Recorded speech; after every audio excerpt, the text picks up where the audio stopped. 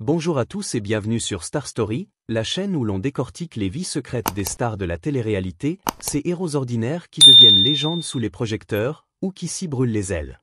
Aujourd'hui, on plonge dans l'univers impitoyable d'Alaskan Bush People, cette saga familiale qui nous a fait rêver d'aventures sauvages et de survie primitive. Au cœur de cette épopée, les Browns, une tribu de pionniers autoproclamés qui rejetaient le monde moderne pour embrasser la nature brute de l'Alaska. Billy, le patriarche charismatique, menait la charge avec ses 7 enfants, transformant leur quotidien en spectacle captivant. Mais derrière les feux de camp et les chasses épiques, se cachent des drames bien plus sombres, arrestations fracassantes, trahison familiale, et un effondrement de l'empire télévisuel qui a laissé des cicatrices indélébiles. On va explorer les chutes les plus spectaculaires de Bear, le loup solitaire de la famille, Bam Bam, l'inventeur discret devenu escroc malgré lui, et Rein, la Benjamine rebelle piégée dans un scandale qui ébranle tout. Si vous aimez les histoires vraies où la gloire se heurte à la réalité la plus crue, où l'aventure tourne au cauchemar personnel, alors cette vidéo est pour vous. Prenez un thé chaud, installez-vous confortablement, et n'oubliez pas de liker si l'intrigue vous accroche déjà, de vous abonner à Star Story pour ne rater aucune de nos enquêtes croustillantes, et de partager avec vos potes fans de Survival Show. Allons-y, et préparez-vous à une descente vertigineuse dans le bush, mais cette fois, sans filet de sécurité. Bear Brown, de son vrai nom Solomon Isaiah Freedom Brown, né en 1987 au sein de cette fratrie turbulente, a toujours été l'âme rebelle d'Alaskan Bush People. Imaginez un jeune homme aux cheveux longs et emmêlés, aux yeux fiévreux qui pétillent d'une énergie primitive, courant pieds nus à travers les forêts denses de l'Alaska comme s'il était né d'une meute de loups plutôt que d'un couple d'humains. Tandis que son père Billy prônait le rejet total du confort moderne, pas d'électricité, pas de route, juste la terre nourricière et les cycles impitoyables de la nature, Bear élevait cet idéal à des sommets théâtraux, presque shakespeariens. On se souvient de ces épisodes cultes où il hurlait à la lune sous un ciel étoilé implacable, grimpait aux arbres centenaires avec l'agilité d'un singe des neiges, ou rampait à 4 pattes dans les sous-bois humides, traquant un cerf imaginaire avec des grognements gutturaux qui faisaient rire et frissonner à la fois. Ce n'était pas de la survie, c'était une communion viscérale avec la wilderness, un chaos joyeux et imprévisible qui injectait de l'adrénaline pure dans chaque épisode. Bear ne se contentait pas d'endurer la brousse, il la dansait, il la provoquait, transformant des corvées quotidiennes en épopées homériques. Ces pitreries, comme ce jour où il a tenté de dialoguer avec un ours noir en imitant ses rugissements, finissant couverts de boue et hilar, ont conquis un public fidèle, avide de son intensité brute et de son esprit farouchement primitif. Les fans adoraient cette bête d'homme, capable de sauter en parachute d'un hélico pour tester une clairière, ou de fondre en larmes devant un coucher de soleil, révélant une vulnérabilité touchante sous la carapace de guerrier. Mais à mesure que l'émission gagnait en maturité et que les enfants Brown s'émancipaient, passant de gamins ébouriffés à adultes cabossés par la vie, l'aura de Bear commença à se fissurer, attirant les regards pour des raisons bien éloignées des cascades télévisées. En 2018, lors du mariage de son frère Noah, un événement familial chargé d'émotions au milieu des forêts de Washington où la famille s'était repliée après des années en Alaska, Bear croise Rayvan Adams. Elle n'est qu'une assistante discrète pour sa mère photographe, une jeune femme aux yeux doux et aux tresses soignées, venue capturer des instants de joie rares. L'étincelle est immédiate, électrique. Dans ce tourbillon de rires et de toasts improvisés autour d'un feu de camp, Bear, avec son charisme magnétique, la séduit en une soirée. Leur relation, passionnée comme une tempête de neige, instable comme un pont de cordes dans le vent, explose aux yeux du monde via Instagram et les tabloïds People. En quelques mois seulement, ils annoncent des fiançailles enflammées, avec des photos de bagues artisanales taillées dans du bois d'épicéa. Puis, comme un feu mal contrôlé, tout s'embrase, rupture fracassante, larmes publiques, et l'annonce surprise d'une grossesse qui force une réconciliation hâtive. River Anthony Brown naît en mars 2020, un petit bout de vie qui devrait unir, mais qui devient le pivot d'un cycle infernal où rupture, réconciliation, bataille pour la garde, le tout sous les flashs impitoyables des médias. En 2021, le couple tente une nouvelle fois sa chance, plus discrètement cette fois, loin des caméras, dans une cabane isolée où Bear promet de canaliser son énergie sauvage en paternité responsable. Rayvan, épuisée mais amoureuse, accepte, espérant que le père de son enfant apprenne à dompter ses tempêtes intérieures. Mais la volatilité couve toujours, comme un orage d'été en Alaska. Le 11 mars 2022, près de la propriété familiale nichée dans les collines verdoyantes du comté d'Okanogan, Washington, où un havre censé être un sanctuaire, une dispute domestique éclate, dégénérant en chaos.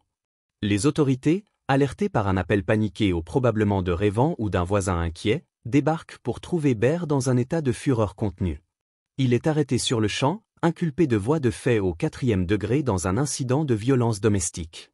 Le rapport de police peint un tableau glaçant, cris, objets renversés, tensions palpables, mais pas de blessures visibles et aucune trace d'alcool ou de drogue pour expliquer l'escalade.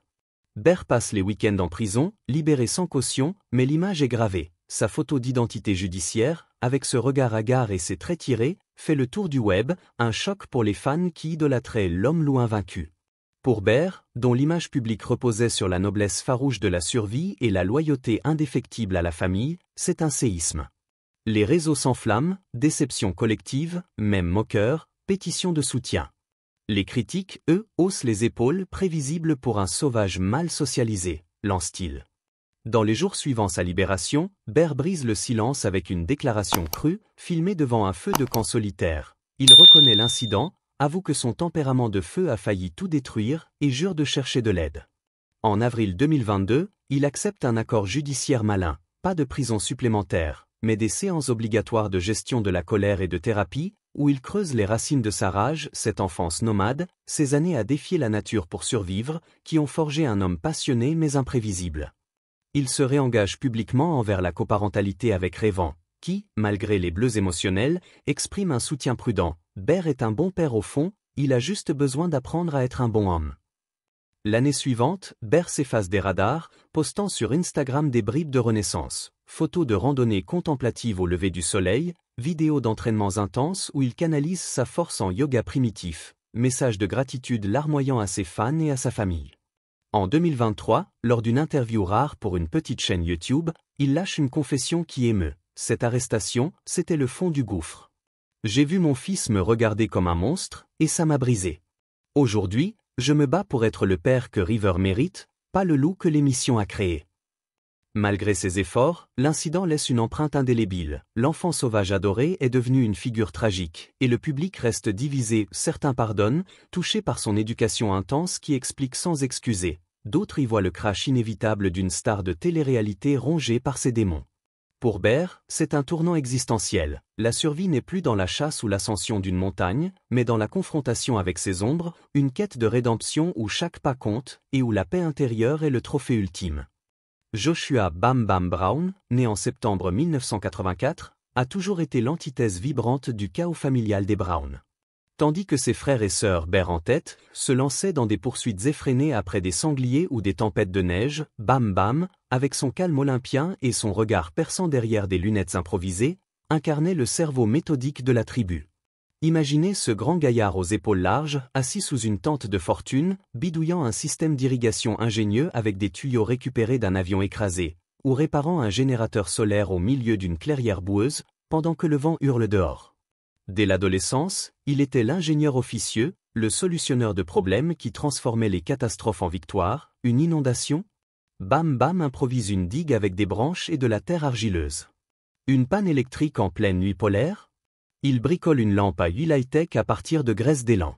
Sa curiosité insatiable pour l'électronique et les énergies renouvelables eut inspiré par des livres écornés lus à la lueur d'une bougie le distinguait, faisant de lui le pilier discret sur lequel la famille s'appuyait quand les instincts primitifs de Billy menaçaient de tout faire dérailler. Les fans l'adoraient pour cette solidité. Dans les épisodes, ses inventions sauvaient la mise, comme ce filtre à eau portable qui a permis à la famille de traverser un hiver particulièrement rude, ou ces pièges intelligents qui capturaient du gibier sans gaspiller d'énergie. Mais en 2014, le nom de Bam Bam fait les gros titres pour les pires raisons, aux côtés de celui de son père Billy, dans une affaire qui ébranle les fondations même d'Alaskan Bush People.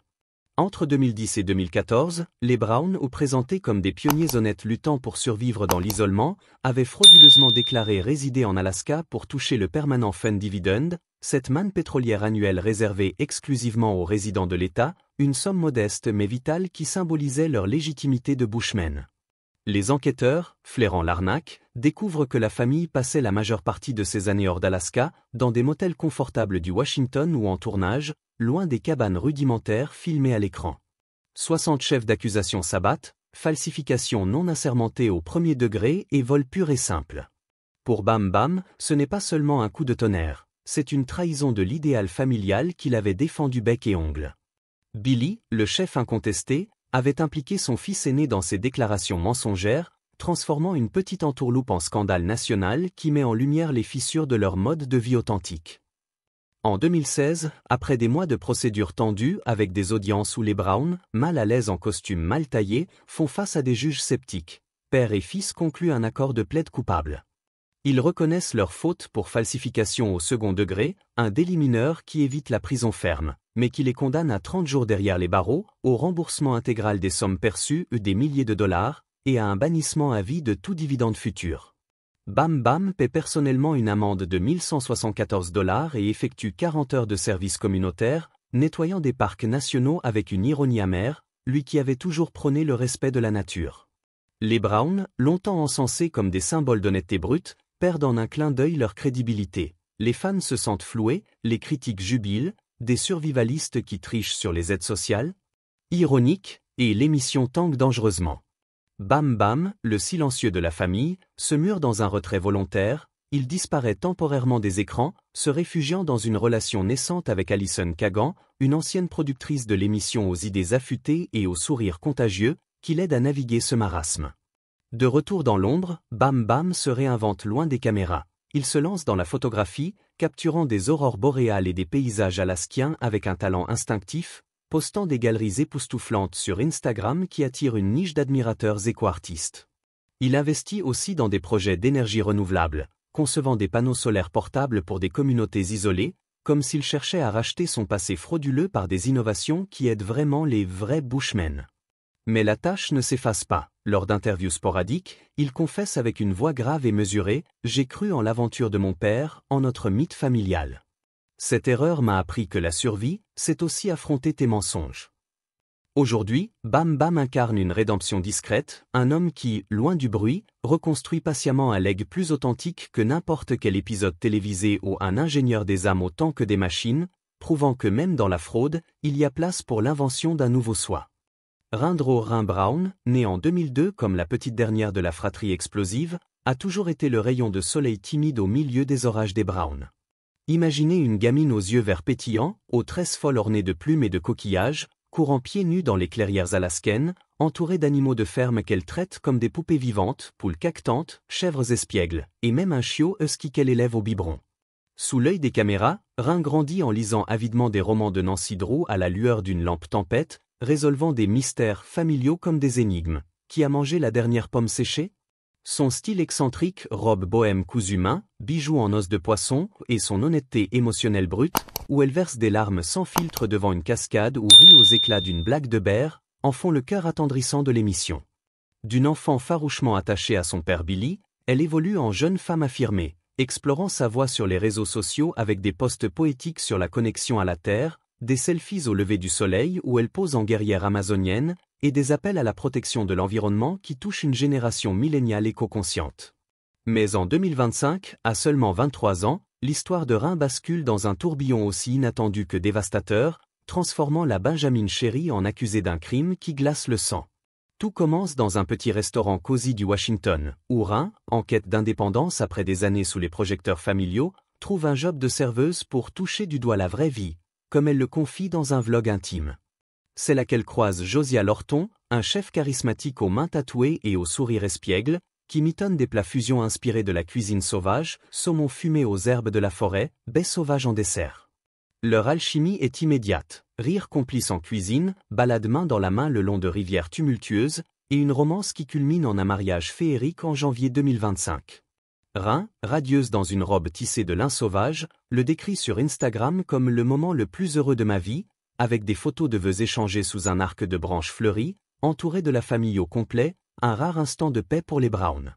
Pourtant, quelques semaines seulement après ces noces idylliques, le cauchemar frappe. Le 11 avril 2025, Rin et Josiah sont arrêtés manu militari, inculpés de cambriolage au premier degré et de dégradation malveillante, avec pour Rin une accusation supplémentaire d'intrusion criminelle.